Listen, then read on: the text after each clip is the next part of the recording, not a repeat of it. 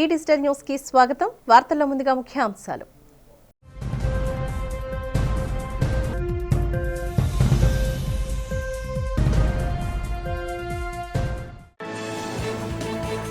ESI వైద్యులు సిబ్బంది కార్మికుల ఆరోగ్యం పట్ల అశ్రద్ధ వహిస్తే చర్యలు తప్పవని హెచ్చరించిన కార్మిక శాఖ మంత్రి వాసంశెట్టి సుభాష్.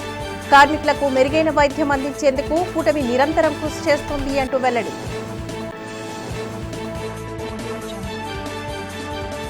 తిరుపతిలో ఘనంగా ముగిసిన అంతర్జాతీయ దేవాలయాల కన్వెన్షన్ ఎక్స్పో.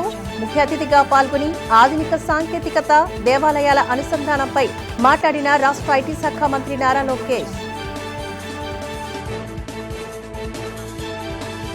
ఢిల్లీ ముఖ్యమంత్రి ప్రమాణ స్వీకార కార్యక్రమంలో పవన్ కళ్యాణ్తో ఆప్యాయంగా మాట్లాడిన ప్రధాని మోదీ. కాటన్ దుస్తులు వేశావ్, హిమాలయాలకు వెళ్తావా పవన్ అంటూ సెటైర్.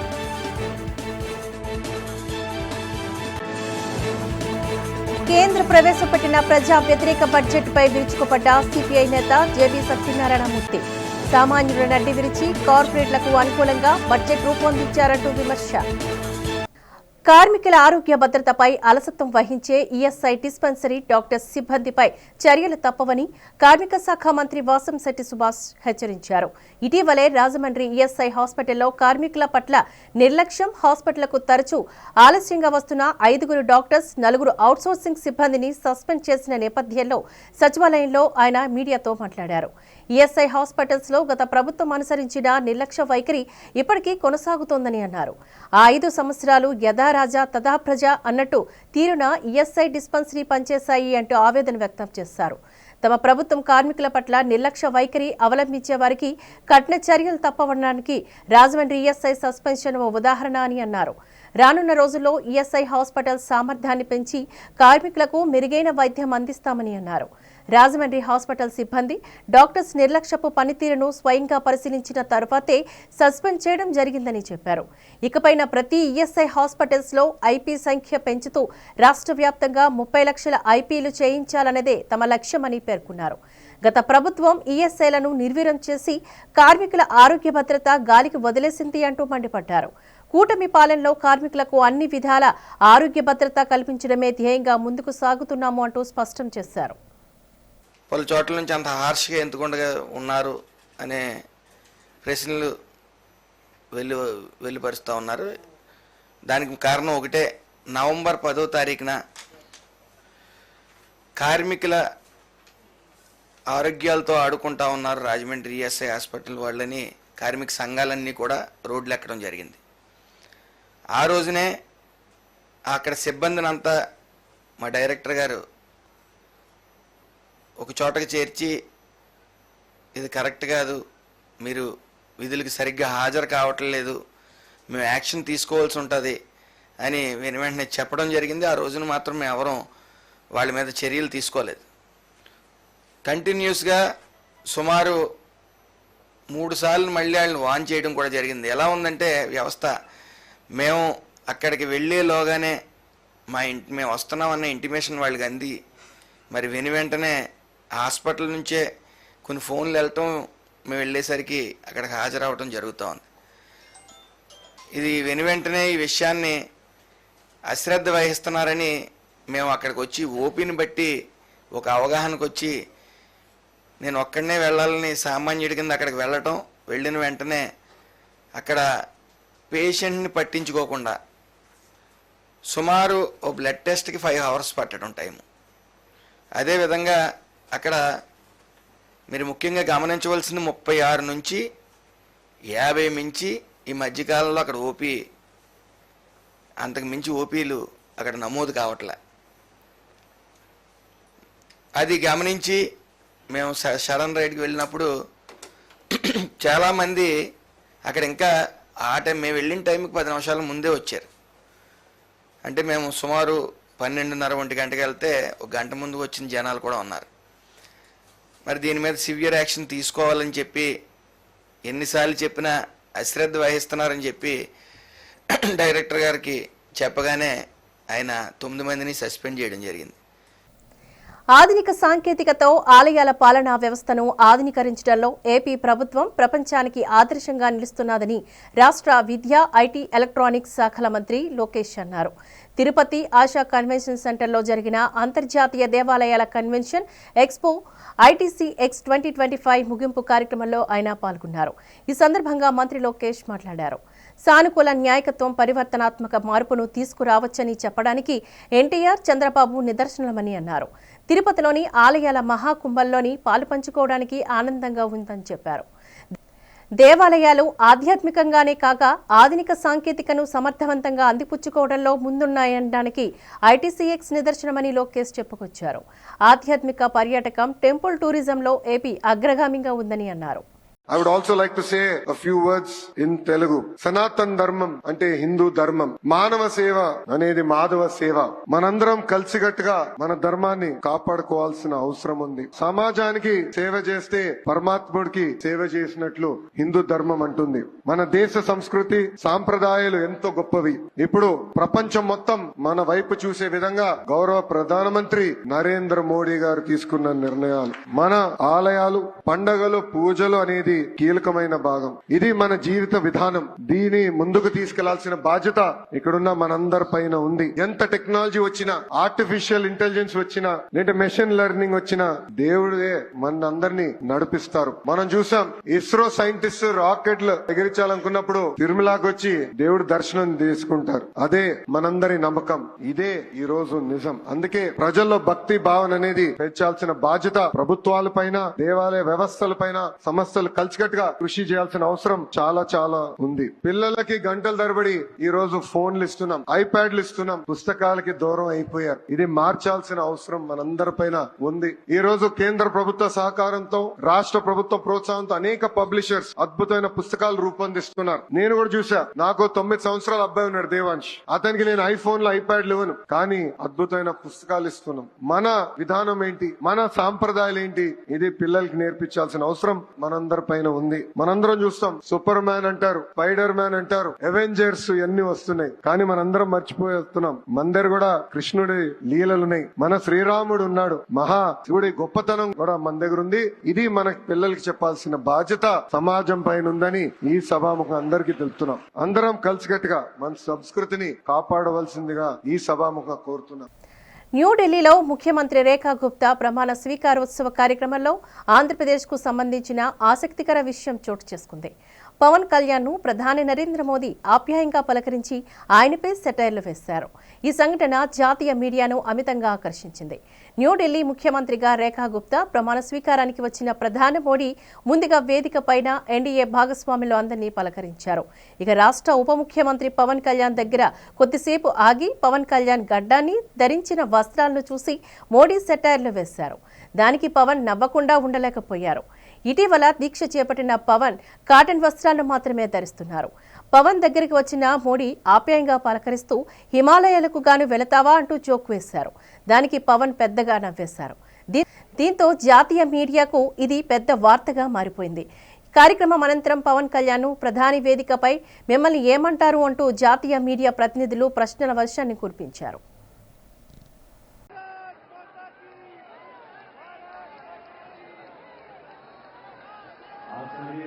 स्थान पर ही खड़े होंगे क्योंकि कुछ ही पलों में राष्ट्रगान भी होगा, इसलिए आप सभी अपने अपने स्थान पर ही खड़े रहेंगे।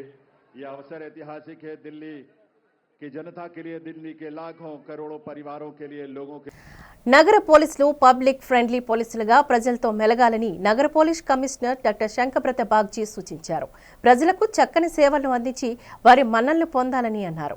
రాష్ట్రంలోని తొలిసారిగా ద్విచక్ర వాహనాల రికవరీ మేళాను నగర పోలీస్ కమిషనరేట్ వద్ద నిర్వహించారు.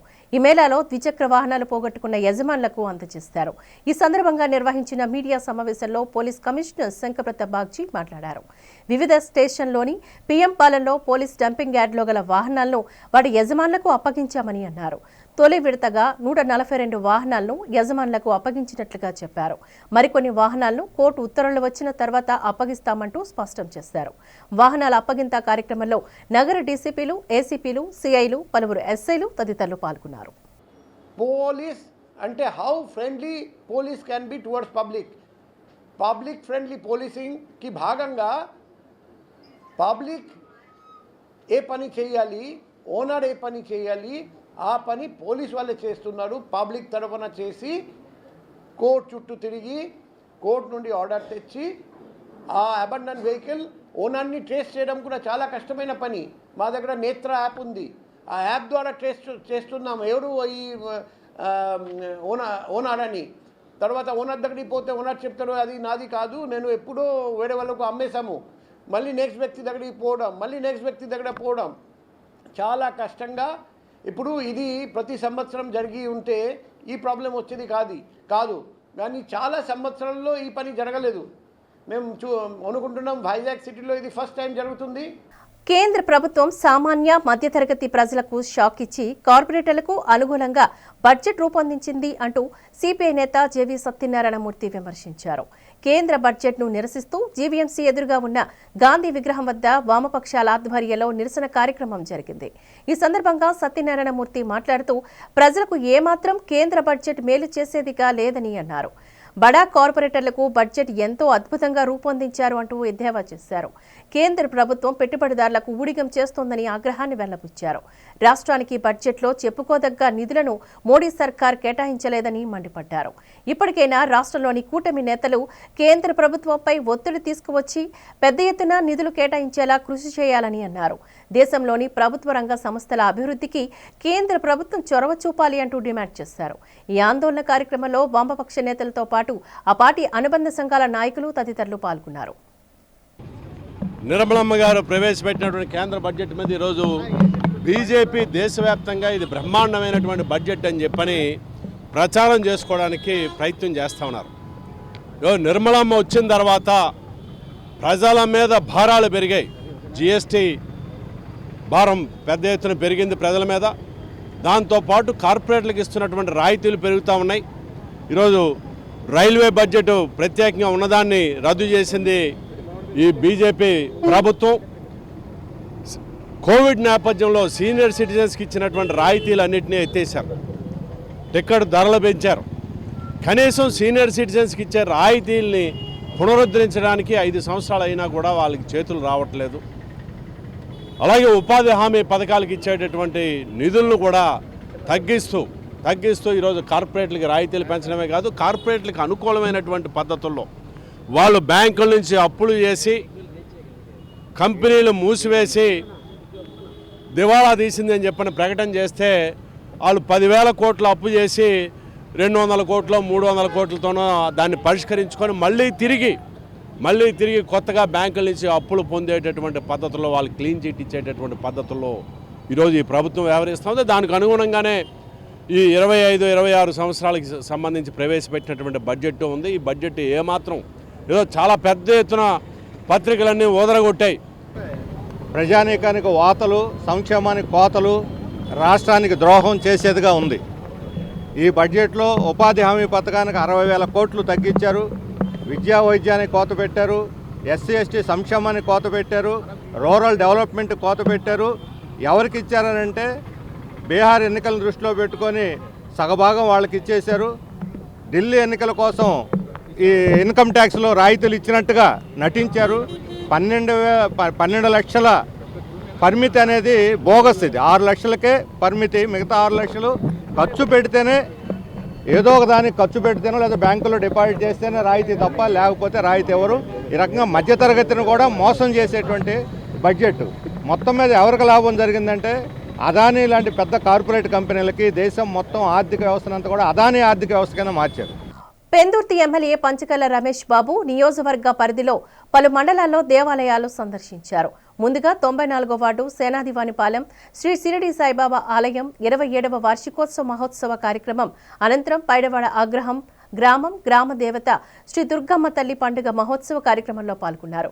ఈ సందర్భంగా ఆలయ కమిటీ ప్రతినిధులు, కూటమి నాయకులు స్వాగతం పలికారు. ఆలయ అర్చకుల వేద మంత్రాలయం నడుమ రమేష్ బాబుకు ప్రత్యేక పూజలు నిర్వహించారు.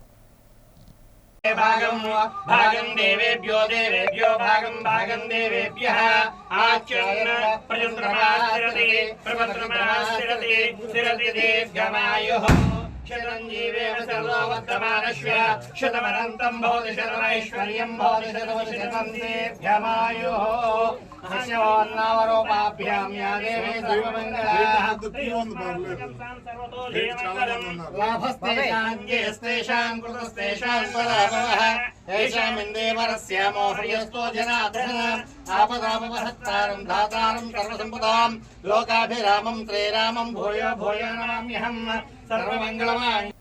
రాష్ట్ర ప్రభుత్వం తక్షణమే డిఎస్సి నిర్వహించి నిరుద్యోగులకు ఉపాధి అవకాశాలు కల్పించాలి అంటూ అఖిల భారత యువజన సమాఖ్య రాష్ట్ర అధ్యక్షుడు ఎం యుగంధర్ డిమాండ్ చేశారు.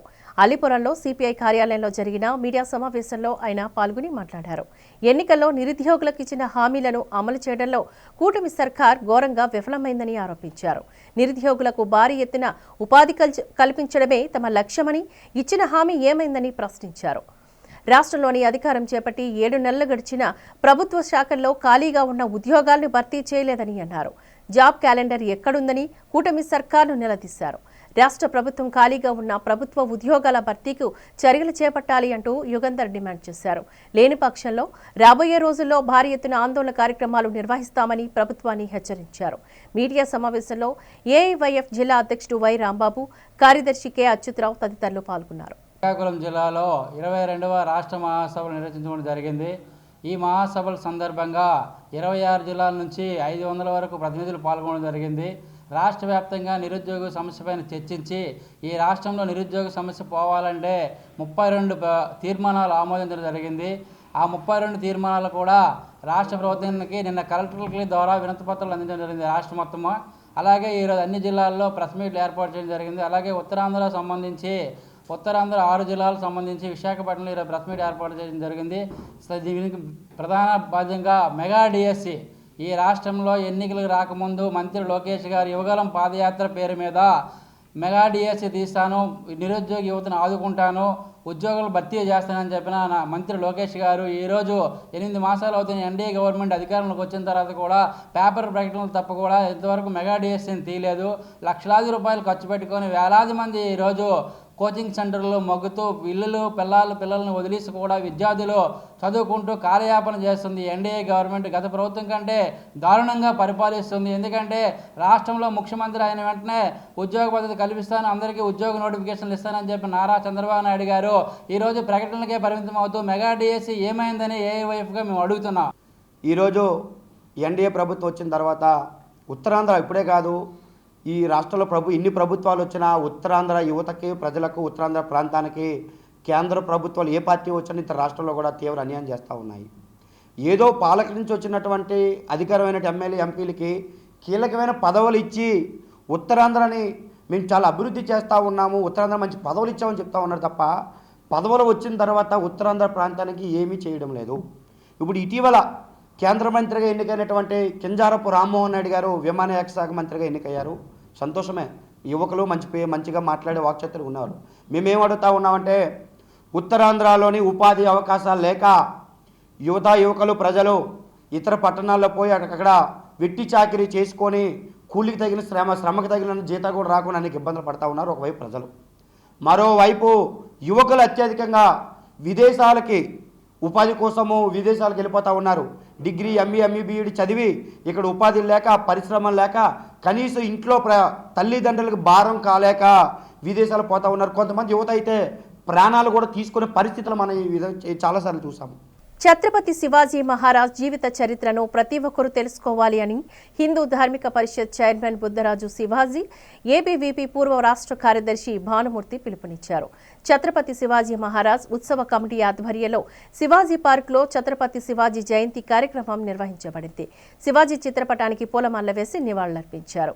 ఈ సందర్భంగా వారు మాట్లాడుతూ శివాజీ ధైర్య సాహసాలు పుచ్చుకోవాలని అన్నారు. మన దేశాన్ని విదేశీయులు ఆక్రమించుకునేందుకు, మత మార్పిడులు చేసేవారిని ఎదుర్కొనేందుకు శివాజీ చేసిన పోరాటాన్ని కొనియాడారు. దేశాన్ని ఆక్రమించుకునేందుకు ప్రయత్నించిన వారిపై పోరాటం చేసి ఎన్నో విజయాలను శివాజీ సాధించారని అన్నారు. ఆనాడు హిందూ మతంపై దాడి చేస్తున్న మొఘలాయులను ఎదుర్కొన్న ధీరుడని ప్రశంసించారు. ఈ కార్యక్రమంలో ఉత్సవ కమిటీ కన్వీనర్ గున్న యోగచంద్ర, వివేక్, కమిటీ ప్రతినిధులు పాల్గొన్నారు.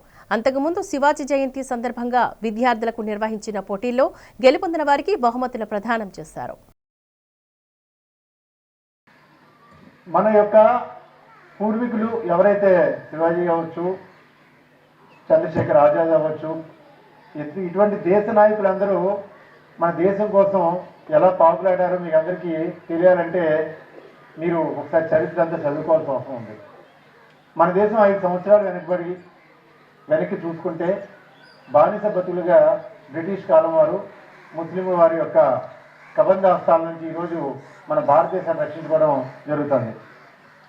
ఇక ముందు కూడా మన సనాతన ధర్మాన్ని కాపాడుకోలేకపోతే మాత్రం ఇక ముందు పుట్టబోయేది శివాజీలు కాదు, ఖచ్చితంగా ప్రతి ఒక్కరూ ఇక్కడ మీరందరూ వచ్చిన వారందరూ కూడా మన ఒక శివాజీ కన్నా మన ఒక ఝాన్సీ రాణి కింద మనం అనుకుంటేనే రాబోయే రోజులు అలాంటి పరిస్థితులు రాకుండా ఉంటాయి.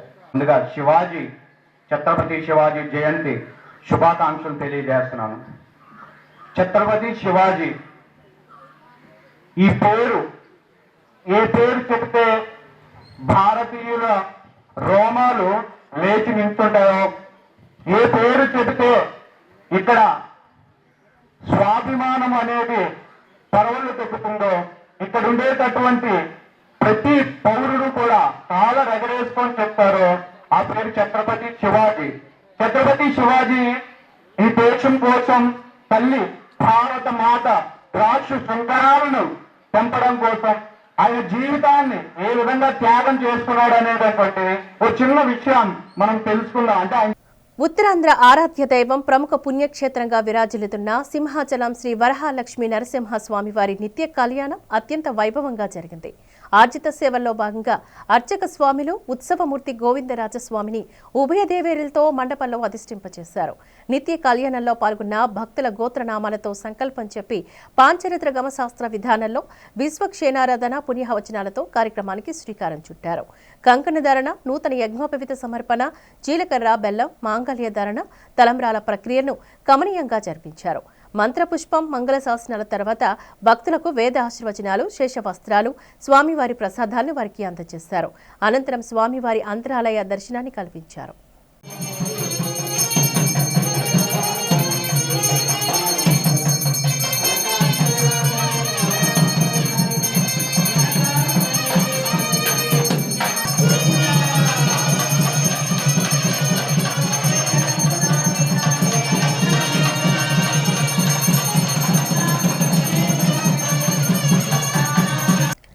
అనకాపల్లి జిల్లా ఎస్పీ తుహిన్ సిన్హా ఆదేశాలతో army reserve DSP P Nageswararao ఆధ్వర్యంలో కైలాసగిరి ఆర్మీ రిజర్వ్ సమావేశ మందిరంలో అనకాపల్లి జిల్లా నేషనల్ హైవే మొబైల్స్ లో పెట్రోలింగ్ విధులు నిర్వహిస్తున్న పోలీస్ సిబ్బందికి ప్రత్యేక శిక్షణ కార్యక్రమాన్ని నిర్వహించారు.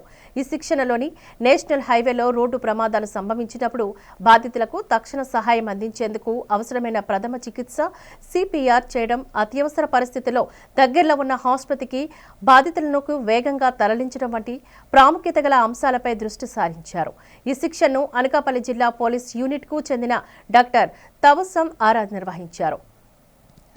అనకాపల్లి జిల్లాలోని 9 హైవే మొబైల్స్ పెట్రోలింగ్ వాహనాల్లో విధులు నిర్వహిస్తున్న పోలీస్ సిబ్బందికి గాను 2 రోజుల పాటు ఈ శిక్షణ నిర్వహిస్తున్నారు. ఈ ప్రత్యేక శిక్షణ కార్యక్రమం ద్వారా హైవే పెట్రోలింగ్ పోలీస్ సిబ్బంది అత్యవసర పరిస్థితుల్లో మరింత సమర్థంగా స్పందించి ప్రజలకు మెరుగైన సేవలు అందించేందుకు వీలు కలుగుతుందని జిల్లా ఎస్పీ తుహిన్ సిన్హా తెలిపారు.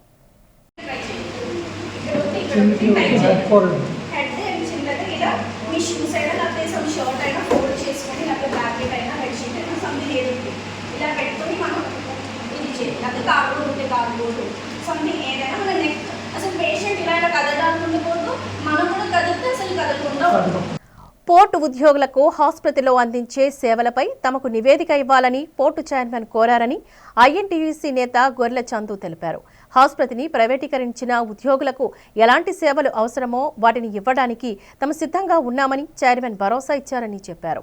సిఐటియు ఆధ్వర్యంలో పోర్టు ఆసుపత్రి ప్రైవేటీకరణను నిరసిస్తూ రిలే నిరాహార దీక్షలు కొనసాగుతున్నాయి. ఆసుపత్రి ప్రాంగణంలో నిర్వహిస్తున్న దీక్షలు గురువారంతోని 143వ రోజుకు చేరుకున్నాయి.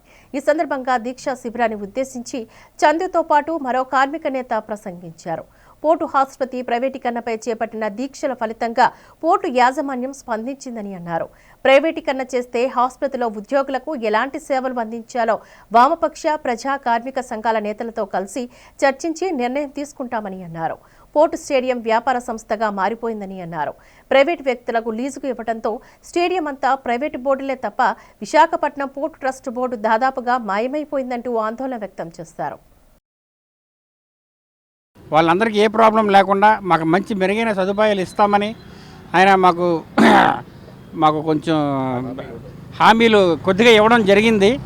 ఈ విషయం మీద మేము వాళ్ళు కూర్చొని మా పెద్దలతో సంప్రదించిన తర్వాత మాకు వాళ్ళు కుదిరితే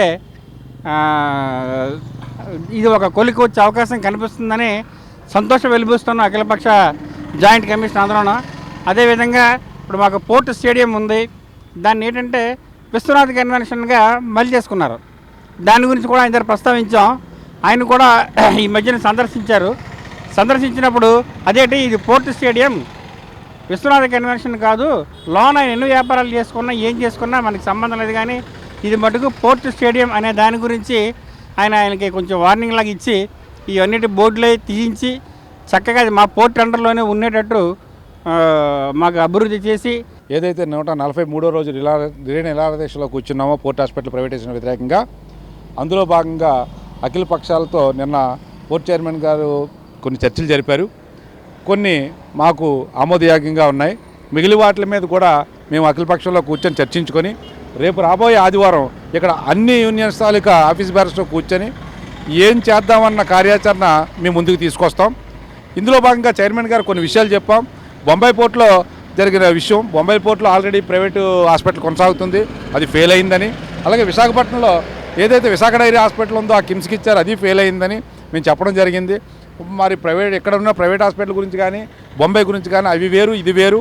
ఇంకా మనం మెరుగైన సేవలు లేకపోతే అగ్రిమెంట్ కూడా చాలా అరుదుగా ఉండేటట్టు, ఒకవేళ అగ్రిమెంట్ని ఎవరైనా వ్యతిరేకించినట్లయితే అగ్రిమెంట్ క్యాన్సిల్ చేసి ఆ యొక్క ప్రైవేట్ సంస్థను బయటకు పంపించే విధంగా కూడా మనం అగ్రిమెంట్ చేసుకుందామని ఆయన చెప్పడం జరిగింది.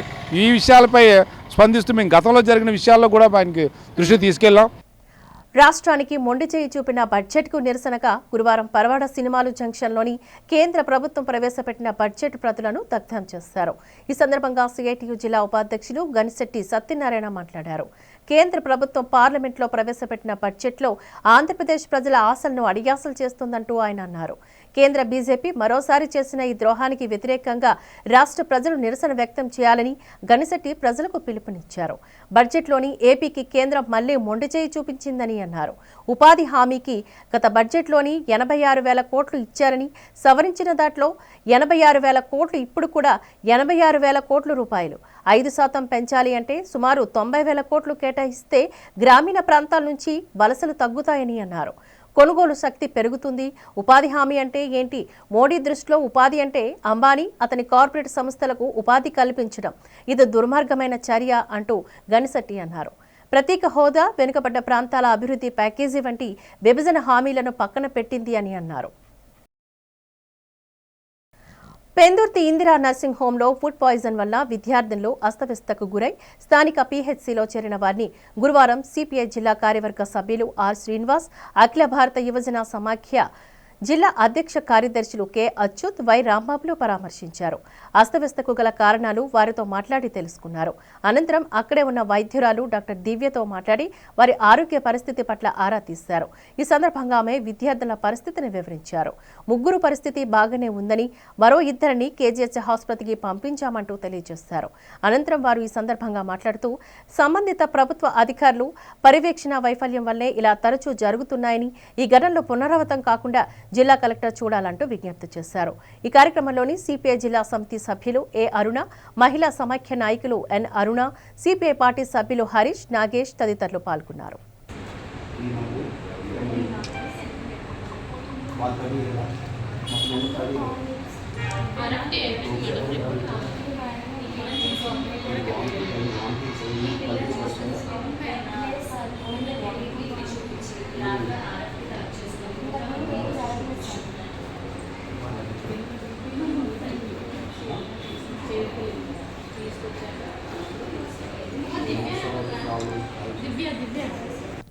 వార్తలు ముగించే ముందు ముఖ్యాంశాలు మరొక్కసారి చూద్దాం.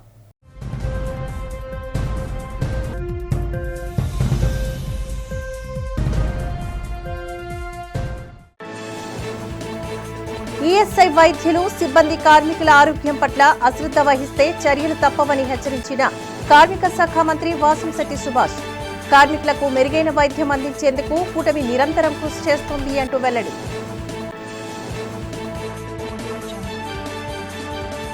తిరుపతిలో ఘనంగా ముగిసిన అంతర్జాతీయ దేవాలయాల కన్వెన్షన్ ఎక్స్పో. ముఖ్య అతిథిగా పాల్గొని ఆధునిక సాంకేతికత దేవాలయాల అనుసంధానంపై మాట్లాడిన రాష్ట్ర ఐటీ శాఖ మంత్రి నారా లోకేష్. ఢిల్లీ ముఖ్యమంత్రి ప్రమాణ స్వీకార కార్యక్రమంలో పవన్ కళ్యాణ్తో ఆప్యాయంగా మాట్లాడిన ప్రధాని మోదీ. కాటన్ దుస్తులు వేశావు, హిమాలయాలకు వెళ్తావా పవన్ అంటూ సెటైర్.